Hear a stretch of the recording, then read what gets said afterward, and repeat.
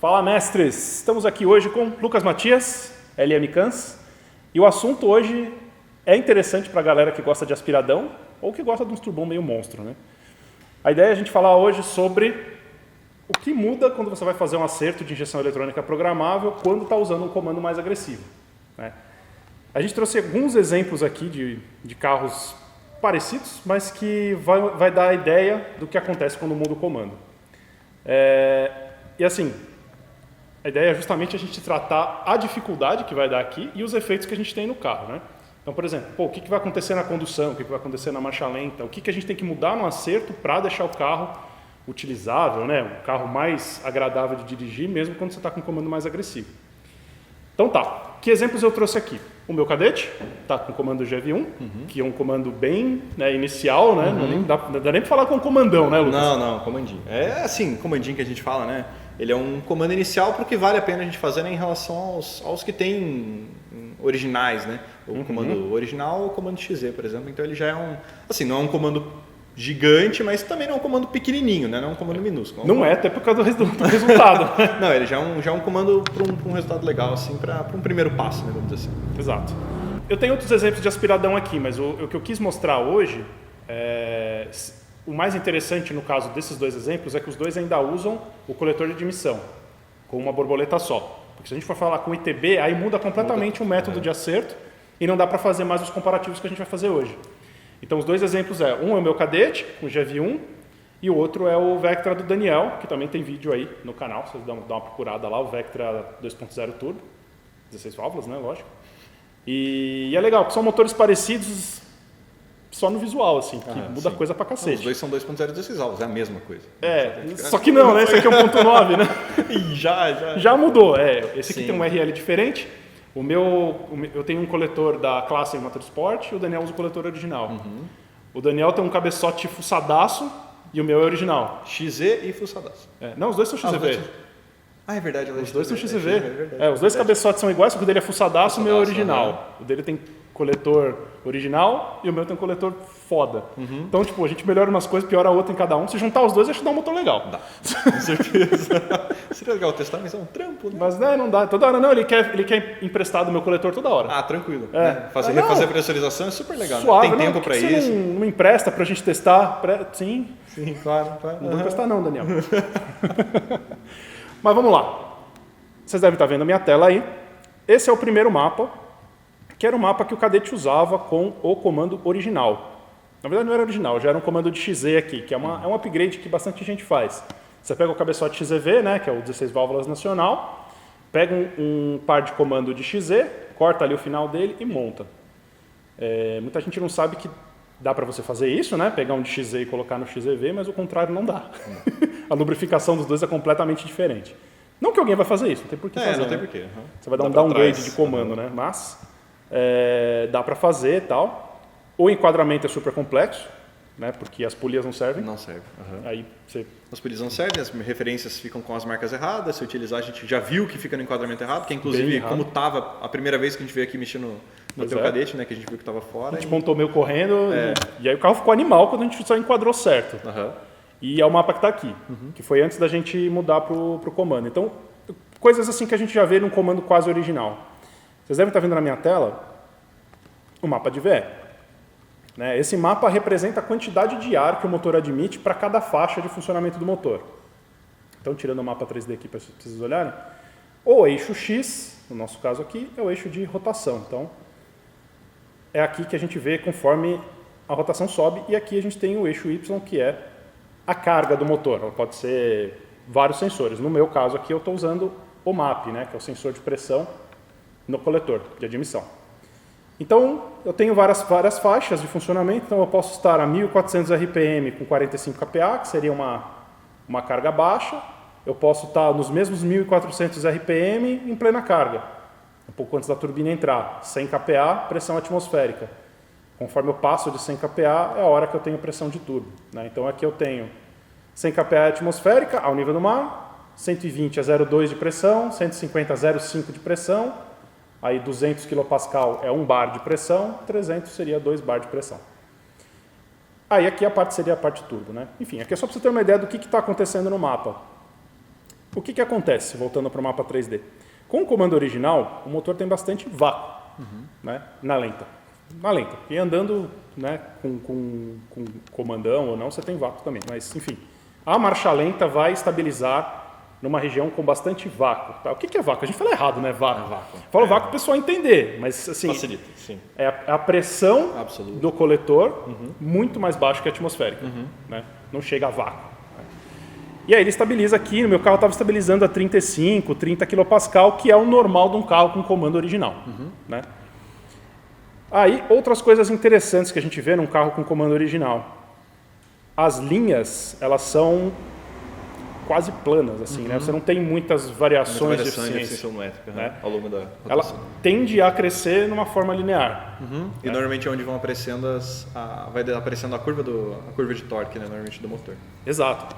Essa linha final aqui que o Lucas comentou, que seria, pensando no motor aspirado, né? No meu caso aqui é turbo, que seria a linha do 100 kPa, ela vai ter o formato muito, muito parecido. Lógico que tem variações, depende de perdas por arrasto, perdas por atrito dentro do motor.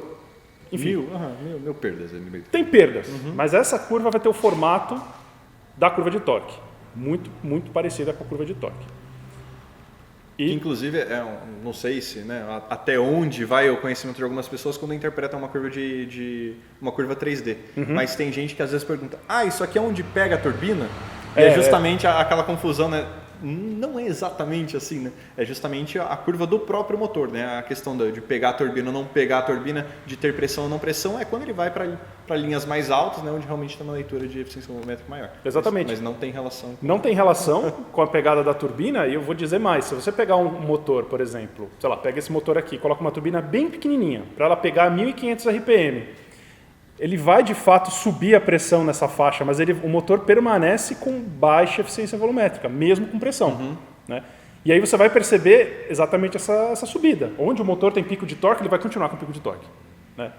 E aí, enfim, aí tem dimensionamento de turbina, ela vai tender a cair, mas tudo bem. O importante é a curva de vela vai representar a quantidade de ar que está entrando no motor, na maioria dos casos. Sim. Especialmente com comandos mais mansos, comandos originais. Né? Mais próximos de originais, né? Beleza, essa é a curva dele. A gente tem então marcha lenta aqui embaixo. Ele começava a planificar o torque ali, né? Ele dava muito próximo do torque máximo, perto dos 3.000. Torque máximo a 4, 4,5 ainda mantinha, 5 ainda mantinha um pouquinho, depois ele vinha caindo. Tá? O fato do meu motor render nessa faixa de 4,5, 5, render que eu digo manter a eficiência volumétrica alta, é porque eu tenho um coletor de admissão mais bravo. Né? O cabeçote original não é esse o motivo. Né? Então aqui eu meio que tirei a restrição do coletor original. Se a gente for comparar com o motor do Daniel aqui, o motor do Daniel estava com um coletor original. Sim. Olha como é plano. Então a marcha lenta está aqui embaixo, no mesmo lugar, 30, 35, 30 e pouco, e a curva de VE é inteira plana. Né? Ele não tem esse ganho. O que, se você for pensar do ponto de vista do motor original, é sensacional. Não, maravilhoso. Para andar acertar, na rua, então, nossa. Não, para acertar é lindo, porque eu jogo essas curvas aqui, faço assim, ando com o carro, tá 90% acertado. Né? Então isso é muito legal. O famoso mapinha de 5 minutos que já fica realmente 95%. 95%. Você gasta o resto das horas só acertando o detalhe, né? Beleza. Aí, montamos o comandão aqui. O que aconteceu? A primeira volta que a gente fez com o carro. Desgraça.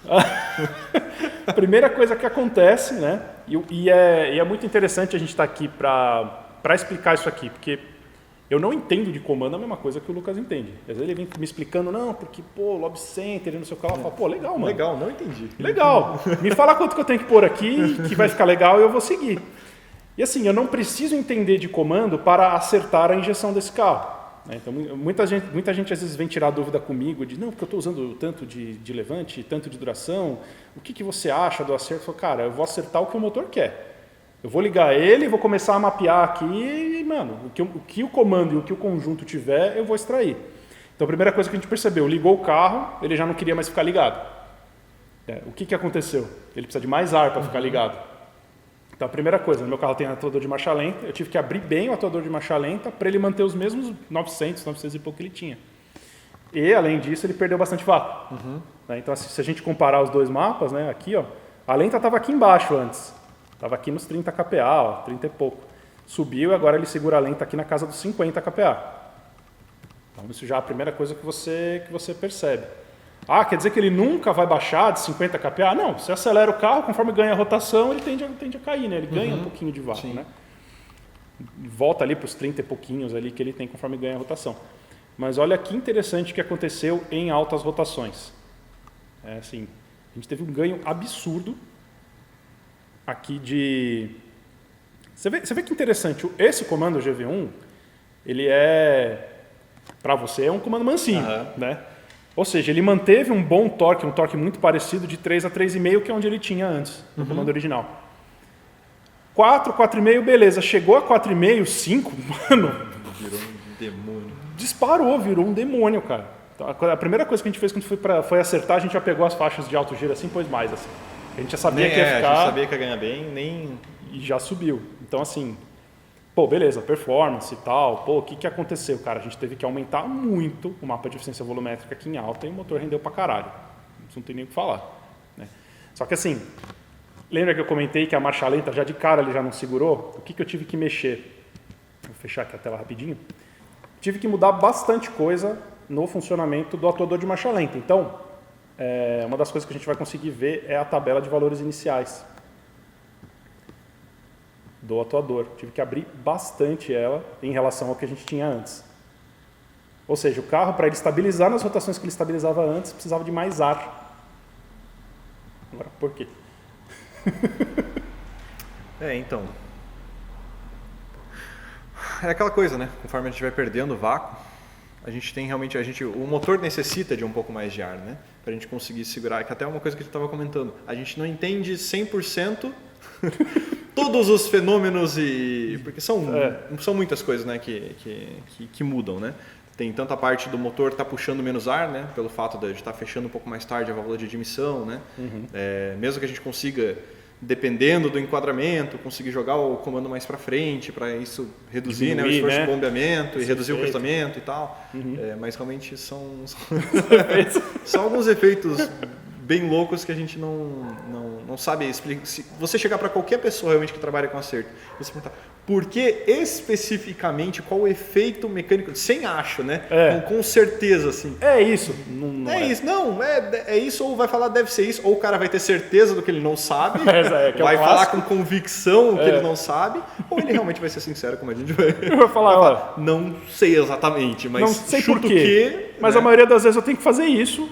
Sim. Mas igual você falou, são procedimentos que você vai ter que passar, independente do comando, né? Quando você está acertando, você não tem que se preocupar, às vezes, tanto com o porquê, mas com fazer o funcional. Claro que é interessante entender todo o funcionamento e todos os detalhes, até onde o conhecimento vai, até onde você tem alcance desse conhecimento, né? Mas chega um certo ponto que não vale a pena você ficar batendo cabeça à toa com coisas, né, bestas, e justamente você tem que saber como fazer. Né? Ainda mais quando começa a ter um monte de variáveis. Tantas variáveis. Exatamente. Que é o caso, né? Exatamente. Que é o caso. Que é o que a gente falou sobre o fato de você ter... Dá para brincar, né? Quando você tem um comando variável, coloca mais para lá, coloca mais para cá, ver como que a marcha lenta se comporta. Subiu, desceu, lambda engordou, lambda emagreceu, e você consegue chegar num ponto ideal para uma marcha lenta, por exemplo. Aqui o motor ele subiu rotação sozinho e a sonda lambda ficou mais gordinha. Legal, então eu consigo retirar combustível e o meu motor está respirando mais legal. É uma situação de melhor economia, né? Sim. Que a gente tem um motor mais, como que a gente pode falar? Mais calminho, né? Mais comportado. Exatamente. Né?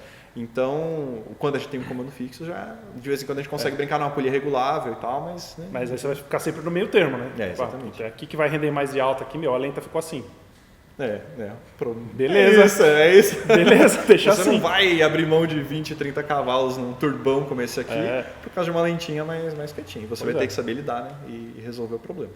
Exato. E assim, é claro que a lenta que era super comportada, econômica, gastava nada, agora ela dá uma gastada legal. Né? Que a gente até já conversou antes, né? Desse tipo de coisa, cara. Consumo em algumas situações ele vai subir. Ele vai melhorar em umas e vai piorar em outras.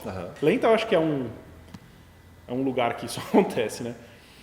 Agora, algo interessante, né? Então a gente já falou, o mapa de eficiência vai mudar, porque de fato o que a gente fez é mudar a eficiência volumétrica do motor, né? Então vai mudar muito. E a parte de marcha lenta, atuador de marcha lenta, que a gente tem que mudar bastante o funcionamento. Mas tem uma região, agora falando de dirigibilidade, né? Voltando para o mapa de VE aqui. Então, deixa eu voltar para o mapa de VE do cadete antes também. Então temos aqui o mapa de VE do cadete, antes do comando. depois do comando. O mapa do Vectra do Daniel antes do comando, ó, super comportadinho, tudo originalzinho, coisa fina. Depois e aqui com o comandão. Eu não tinha visto esse vale ainda, não. E aqui com o comandão. O que a gente vê de comportamento? Tá? Uma coisa, aí aqui já sou eu analisando uma visão totalmente empírica de, assim, pego um carro, acerto e vejo o que acontece. Com comandos originais, essa faixa de baixo de funcionamento aqui, por exemplo, a marcha lenta está aqui em 30 kPa. 40 kPa aqui, por exemplo, 45, 1400, 1600 RPM, é uma faixa utilizável do motor. Né? E aqui, o motor ele tem força aqui. Você coloca a primeira marcha e coloca o motor aqui, ele anda. E ele tem força e ele empurra. É uma situação também na qual, segunda marcha, às vezes você está de quinta marcha cruzando numa marginal, você consegue aqui manter uma carguinha. E é algo que essa faixa ela deixa de ser utilizável, né? Quando você está com comando.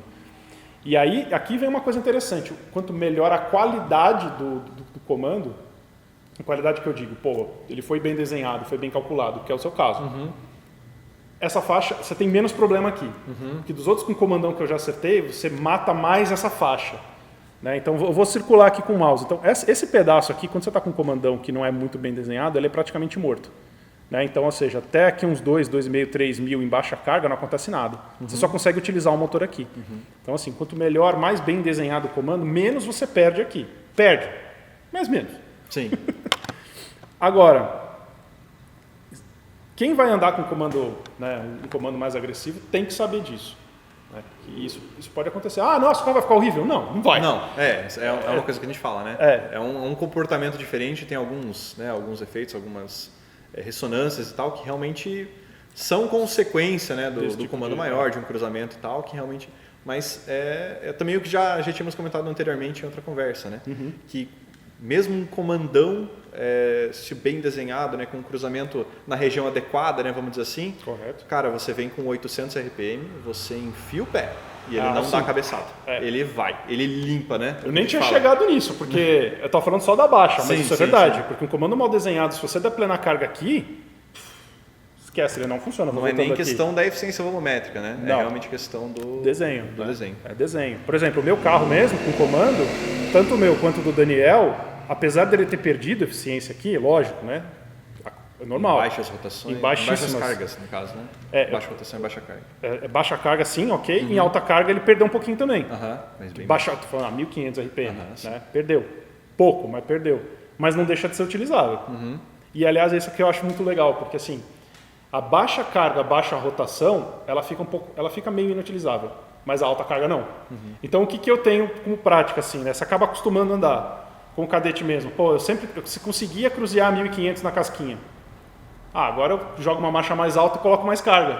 E, fica liso. Exatamente o que você falou. Eu, de vez em quando algumas pessoas vêm andando na casquinha, nessa mania, né, de andar com... Aí vem, Aí eu falo pra ele, coloca a carga aí, cara. Carga, bota a tua joga uma marcha e dá carga, né? E o carro anda melhor, anda mais liso se você colocar um pouquinho mais de carga. Então, assim, olhando no mapa, você tá aqui, 1.400, 1.200, aí o carro aqui ele dá uns...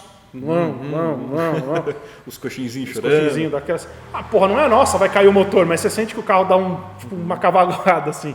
Aí você põe mais carga, vem parar aqui, que não é muito, é tipo, sei lá, 60 kPa, ou seja, joga só uma outra marcha, acabou. Exatamente. Que é o que a gente tinha comentado, que é o que eu tinha observado em um dos carros, que curiosamente ele está muito relacionado ao duty cycle do bico, né? Se bem acertado, o mapa, eficiência volumétrica, porque é basicamente o fluxo, né? A partir de um determinado fluxo no motor, quando você tem um comando, né? Um comandão, que era o caso de um 106 que eu acertei, que era 2,5% de duty cycle. Um pouquinho acima disso ele limpava independente da rotação. Se era 1.200, se era 2.000 ali, 2.200... Acima disso ele estava sempre limpinho. Se viesse na casquinha da casquinha em 2.000, ele dava uma osciladinha. Se ele viesse 1,5 também, mesma coisa. Mas quanto mais a gente passava desse ponto, obviamente com o mapa todo acertado, né? Considerando já uma lâmina correta, né? De todas as faixas, todas as faixas mais, e tal. Né?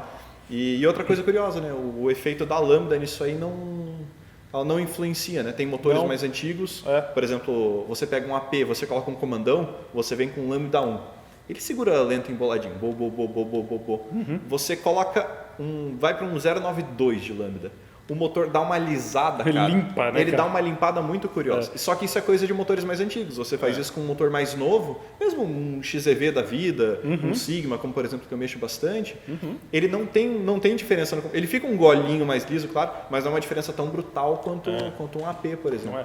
Também não quer dizer que não dê para deixar a lambda down. Dá, sim, mas claro, você dá. percebe que ele não está gostando dessa faixa. O ideal é você sempre utilizar, né, justamente por causa de contaminação de óleo, consumo, enfim, né? Se você conseguir secar, melhor. Exatamente. Né? Agora, mas é interessante. Mas aí depende de qualidade de câmara, né? De qualidade. Isso aí, quanto mais antigo o motor, mais é influenciado por isso, né? E uma coisa que você também percebeu, que eu tinha comentado com você, que você gosta muito de utilizar avanços próximos de 10 ali na marcha lenta, né? De 10, 12, enfim, né? Depende do motor. Esses depende motores, do motor, sim, eles aceitam mais legal, antigos, exatamente. Mas, por exemplo, quando você pega os próprios teus 5JP4, são motores muito legaisinhos, têm uma estabilidade boa, muito mais modernos, né?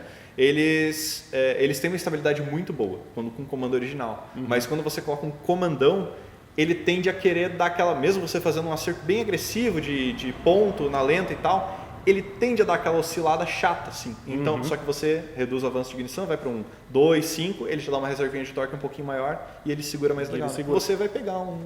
você vai pegar um mais pra frente agora, um P53 aí para você brincar um pouco. Vamos acertar também. Mas esses motores mais modernos têm essa tendência, né? De ficar com baixo avanço, assim, na lenta, né? Então, dos que eu peguei, a maioria é 5, 2, né? Quanto mais moderno, mais eles gostam disso.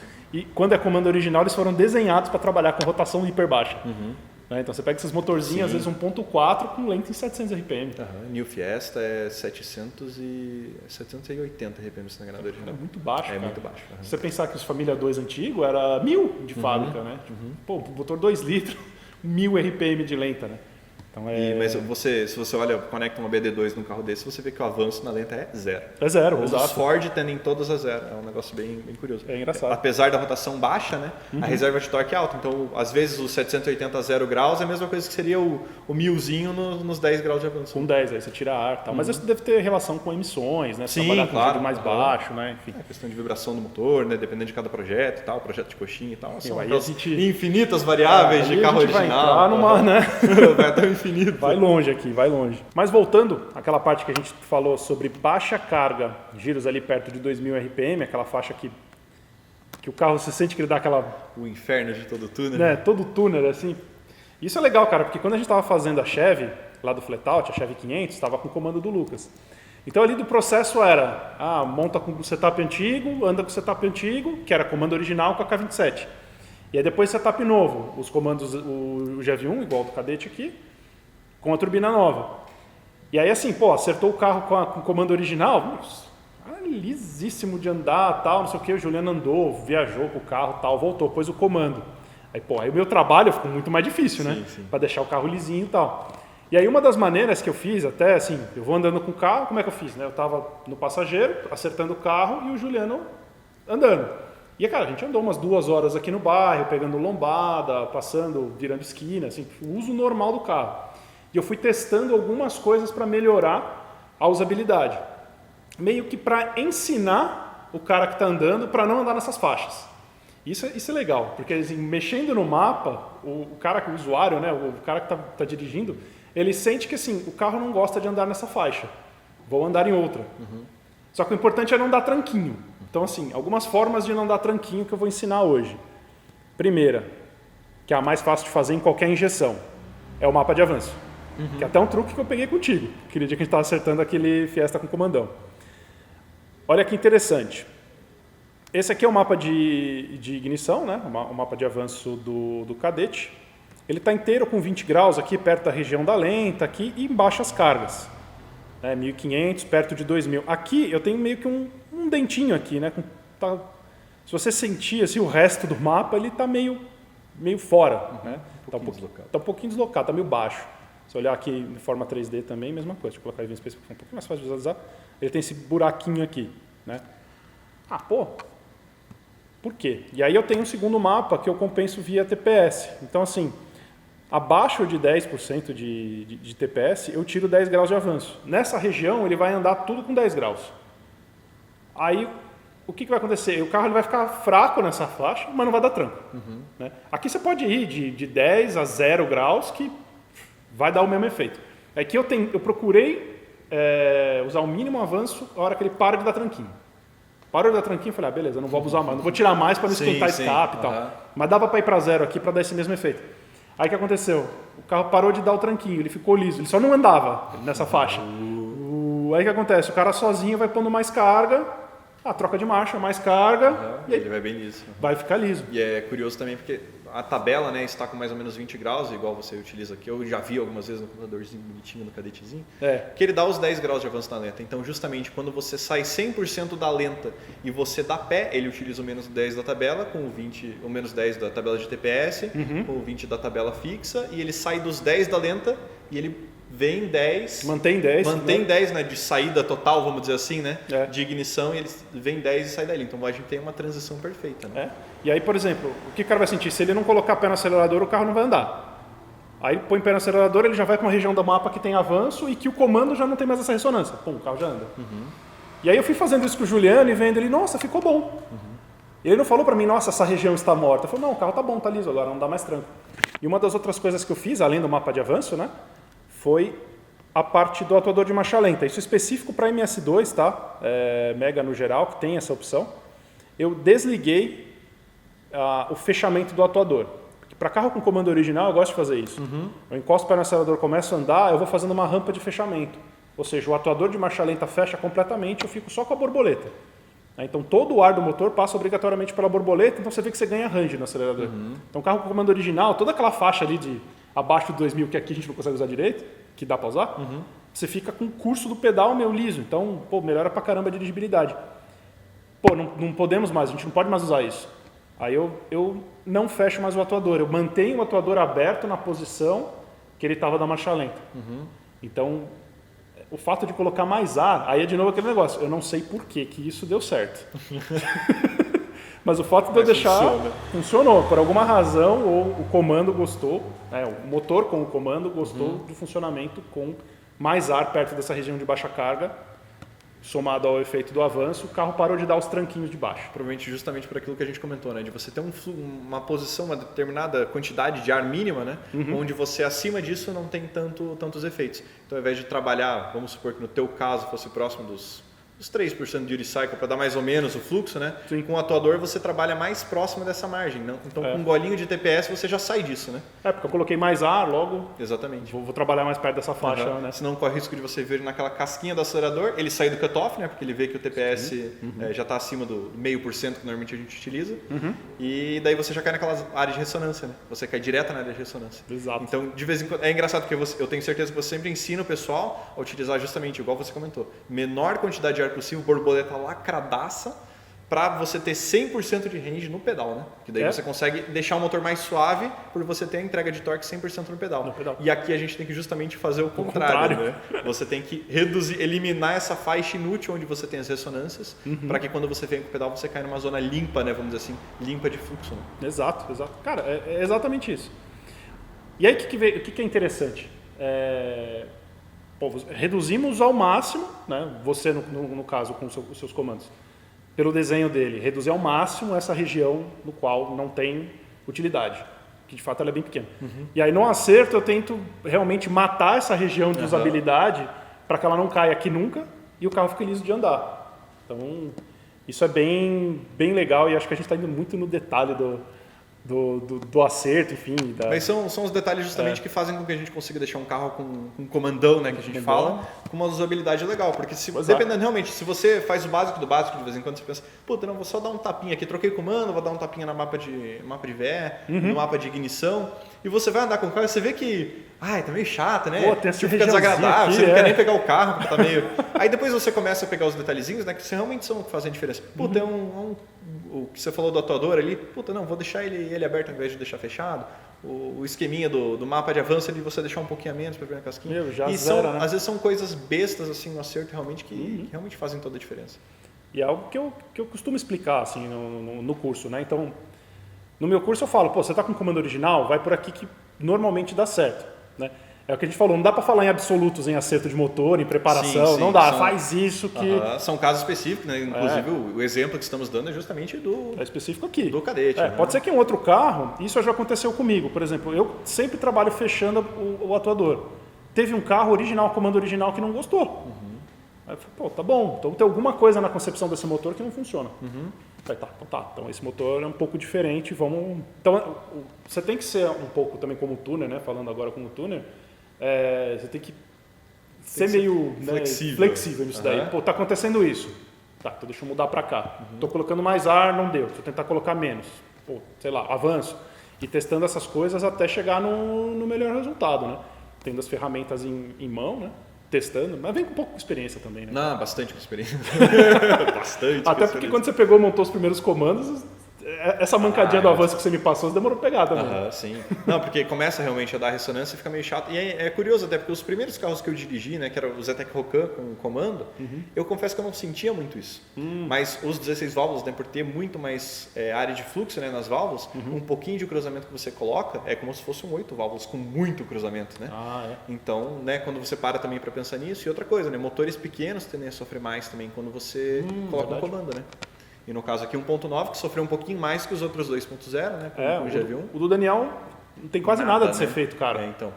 E o tamanho porque você mexe muito com motor, muito com 2.0, né? Muito com GM. Sim. Você fica tipo, não, puta, GM, dá pra fazer isso aqui. Inclusive o vácuo, né? Que é muito engraçado. Esse 2.0 com comando original tem muito vácuo, né, cara? Você coloca um pouco mais, se você quiser andar com 15 de avanço na lenta, 25, 26 kPa. É fácil, né? A pressão absoluta é baixíssima. Né? Só que você pega tipo um Sigma, um Zetec Rocan, coisa. Ainda o Zetec Rocan com comando original, o vácuo é relativamente baixo. Mas você pega tipo um motorzinho às vezes menor, né, 1.4, 1.6, você começa a separar, putz, o vácuo dele base é um 40, 42 ali com um comando original. Né? Você coloca um comandinho mais bravo, cara, é 65, 70 e não é nem nada muito agressivo, né? E nem um comandaralho, né? Exatamente. Meio de boa.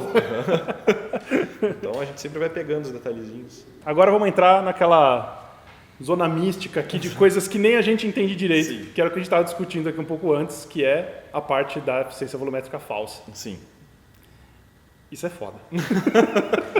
Justamente porque quando a gente tem um comando mais calmo, né, um comandinho original, a gente tem essa linearidade legal, né, entre baixas cargas em toda a faixa de rotação. Mano, coloca o gráfico do Daniel, gráfico maravilhoso. Aqui, que lindo, a linearidade sensacional, do gráfico. Exatamente. A representação via o vácuo dentro do coletor é sensacional. Exatamente. Né? Você representa a carga perfeitamente. Que injeções mais simples, inclusive quando faz a interpolação de rotação e mapa 2D carga, e tal, puta, fica bom. Tem muito carro com comando original que fica sensacional. Os APzinhos com comandinho básico, enfim, fica sensacional, fica maravilhoso. Mas quando a gente começa a colocar um comando mais bravo e o vácuo reduz, a gente tem aquela queda, né, igual a gente falou, queda de eficiência volumétrica em baixas cargas, em baixas rotações, na marcha lenta, né? Perda lenta, principalmente. Você normalmente tem aquele negócio, putz, o meu carro engordou, mas engordou quanto?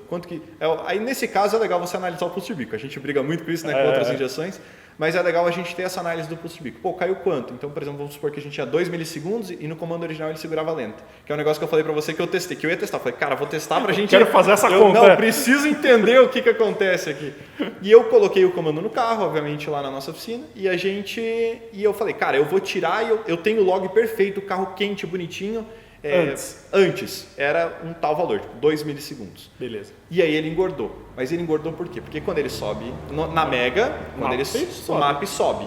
Quando o map sobe, ele tem o Map Multiply. Map Multiply, sim. Que é o que dá a linearidade no mapa. Exatamente. Verdade, né? Senão seria um mapa... Senão o mapa aí viria de valores super baixos para valores super altos. Daí você começa a perder a noção dos valores, né? Então, quando você tem o Map Multiply, você multiplica pelo valor da leitura do sensor MAP, né? O valor de eficiência volumétrica. Então, quando você reduz a eficiência volumétrica, na verdade ele está num valor mais alto de vácuo, né? Então você tem que reduzir esse valor para que o pulso de bico seja mais baixo. Eu fiz esse teste. E aí? E o pulso de bico era o mesmo. Então, a gente não reduziu a nossa eficiência volumétrica, né? A gente manteve a mesma quantidade de ar. Obviamente, o motor pediu mais ar, né? A gente teve que aumentar a abertura do atuador para conseguir segurar a marcha lenta, mas a quantidade de ar e combustível que estava entrando no motor era a mesma. Só que isso, igual a gente comentou antes, aquela linearidade bonita do mapa, fica tudo zoado. Deixa de ser verdade. Ela fica tudo zoado. Que é esse cara aqui... Opa! Deve ter... Não, o meu aqui. Que ele começa a virar essa montanha-russa desgraçada. E então, mas se você... E a outra coisa que eu tinha comentado, que eu infelizmente nunca tive tempo para também analisar certinho e tal, Mas basicamente você cria, ao invés do seu mapa estar bonitinho aqui com linearidade aqui, a sua área de... Vou inverter a imagem para a câmera. Inverte a imagem. Inverte a imagem. Que essa região onde seria a marcha lenta, onde você teria uma marcha lenta baixa aqui, a sua região de marcha lenta e de carga, na verdade ela vai ser uma coluna mais curta. Isso aqui, igual você falou, é uma área que a gente nunca vai atingir, nunca vai chegar até esse vácuo para a utilização do carro. O motor deixa de ser utilizável aqui, ele chega aqui. Ele chega aqui. Mas ele deixa de ser utilizável pelas ressonâncias. Exatamente. E essa região aqui vai ser seria seu novo 0 a 100% de carga no motor, por exemplo, a minha RPM. Aqui, né, que seria apontando por aqui. Por exemplo, a marcha lenta está aqui, então Exatamente. daqui até aqui que seria a zona utilizável dele. Exatamente. E eu acho que até fica mais fácil da gente mostrar aqui, já que está gravando na tela. Então, por exemplo, se o teu vácuo estava, né, daqui o teu vácuo foi de 30 para 50. Ele estava aqui antes, né? Exatamente. Antes ele estava aqui. Então, né, basicamente a gente teria toda essa faixa aqui até sem capear, né, que seria a pressão atmosférica. Seria o range total de utilização do motor nessa faixa de rotação. Exatamente, mas ele vai virar isso aqui. O valor de 76 aqui vai reduzir, porque quando ele multiplica pelos 50... se você obrigatoriamente tem que tirar. Exatamente, mas conforme ele vai chegando mais para frente, você vai tendo valores mais baixos, né? Então sua faixa que antes era aqui de 60 para cima, ele vai ser o 67, vai reduzir, enfim. Mas normalmente os valores em cima não mudam tanto, mesmo que a gente perca um pouco de eficiência volumétrica com baixas cargas, ele não muda tanto, ele é bem parecido. A gente perde 5, 10%, dependendo quando perde bastante. Que é o normal. Que é o normal. Mas não necessariamente significa que você perdeu muita carga em baixas rotações. E daí tem todo aquele esquema que você falou, putz, mas daí precisa de mais borboleta e tal. E a gente começa... Não, aí começa a viajar, porque a gente chegou aqui, não, mas por que eu tenho que colocar mais ar no atuador então, se está igual? Exatamente. Não, porque aí o pistão não tem mais a mesma capacidade de puxar ar, agora porque a gente tem mais cruzamento e tal, e você meio que mudou o ciclo, diminuindo as perdas por bombeamento. Aí de caralho, é verdade? Aí no momento ficou eu e ele aqui assim, cara... Quebrando a cabeça. Enfim, conclusão que a gente chega aqui.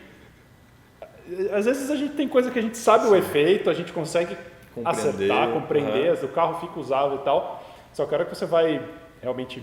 A fundo, né? A fundo. 100% no funcionamento da parte mecânica e tal... Não, é infinita. A divagação é infinita e a gente teria que realmente passar dezenas de horas e passar alguns meses em dinamômetro de rolo. De bancada com toda a instrumentação de motor para a gente conseguir realmente entender 100%. Que é o tipo de conhecimento que eu imagino que alguém tenha. Alguém tenha. Mas realmente, né, alguém que tem um dinamômetro de bancada, o cara já trabalha em montador e tal. Enfim, né? Já eu vou te falar, não é o foco. Exato, não é o foco. Porque assim... Pô, beleza, fizemos funcionar bem, a gente entendeu o conceito, o carro é utilizável, né? Tá dentro dos padrões que a gente conhece, que já são padrões legais. Entender o porquê disso daqui é um negócio que eu acho que não vai me trazer muita coisa, não. Não vai. Só problemas, cabelo branco. A gente vai morrer louco aqui e não vai entender.